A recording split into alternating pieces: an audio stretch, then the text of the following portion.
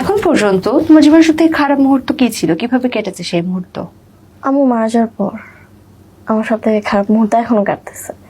মানে কখনো একা থাকিনি তো, এই জন্য। তোমার মা মারা গিয়েছিল কিভাবে? সেট করছে। কেন? Family problem. তোমার আব্বুর সাথে প্রবলেমের জন্য?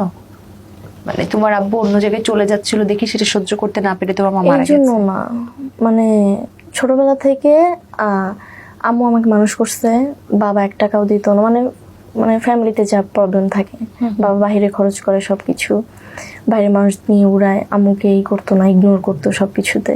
এই ফ্যামিলিতে অনেক ঝামেলার কারণে আম্মু মনে করেন 18 বছর সংসার করছে, তো সহ্য না করতে পারে লাস্ট পর্যন্ত সুইসাইড করছে। তোমার মা যখন suicide করলো তারপরের মুহূর্তটা তোমার কেমন ছিল, কি করেছিলে? তোমার সামনে suicide করেছিল?